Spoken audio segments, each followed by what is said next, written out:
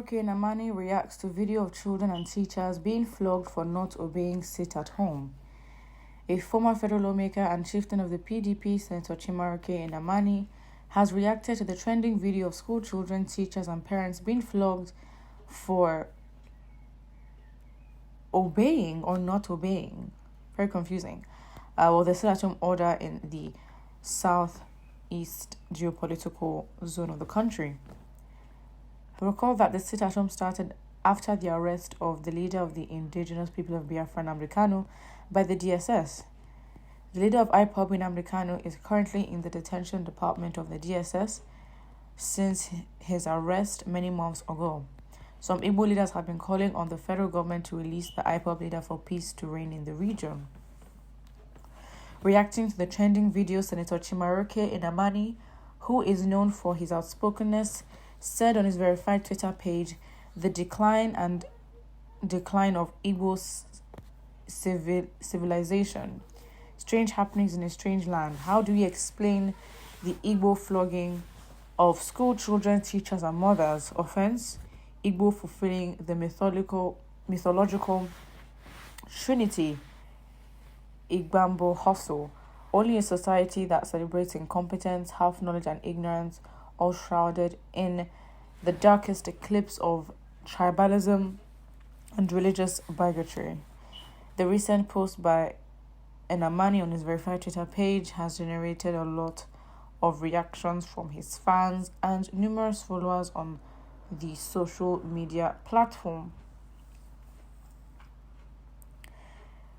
Well, I really don't understand, because it hasn't been made clear if they're being flogged for not obeying the sit at home, which is the title, but then the article goes on to say the parents and teachers and children are being flogged for obeying the sit at home order. But being flogged for either obeying or disobeying is very crazy, because I don't understand. I mean, resorting to physical assault for either obeying or disobeying whatever is going on in the country is such a backwards mindset. Like, why are you flogging adults? Not even adults. Why are you flogging human beings and literally physically attacking and assaulting them because they did something or did not do anything? Who gives anyone the power to inflict that kind of pain, which doesn't make sense.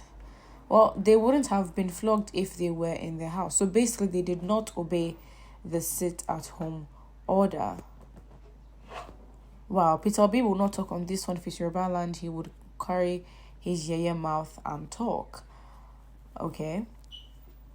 Madam Obi Ezekwesili hasn't said anything because we own. If it is the West or North, they will start talk. I mean, to be honest, I think it's fair enough to look to Igbo people who are in the system of governance, whatever role that they carry, and you expect them to speak on issues like this, because who are they getting flogged by? And who's giving the body the right to flog these individuals? Of course, the fast assumption would be that those that are flogging are from Ipob, because they're the ones who technically would enforce this order. But let's look at more comments. You are part of the problem in Igbo land. May your years of playing politics in Nigeria, or with your many years of playing politics in Nigeria, what and how has it impacted the generality of the Igbos? I can still read some comments here. Why these barbaric acts towards the innocent children? Why is it that the punishment for the detention of Nnamdi Kanu by Buhari's government is the destruction of Southeast by rogue elements from the same Southeast? It's people like him that put Igbos in this state. Have they been doing the things nobody could complain? But they were looting our general funds for their personal use. At his age, after all, the embezzlement, he's still begging to be noticed for free money. When will his children represent or start representing Enugu people. Very interesting. I think more than just this atrocity, which I believe flogging people is not a sensible thing to do, it is also fair enough for people in the comment section to look to Igbos in office, in basically the Nigerian government, to speak on this, because what's the point of being represented when, if at a high level, the people who claim to represent you cannot speak for you? But I think it is quite strange, and I believe that there's more to the story. Not that I'm giving an excuse for people being flogged, but I think we need a bit more information and context to give a better and accurate judgment, because right now, listening to something like that is deeply and highly triggering and can literally lead people to basically, fight one another.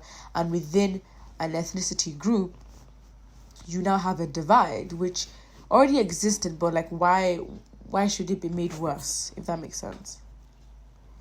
The hoodlums who are involved in these actions have no regard for the future of the Southeast sustainable development. How would they know? Come on. Little by little, Igbos are reducing themselves through themselves. Be smart and be wise. Put what you think in the comment section below, and don't forget to like and subscribe.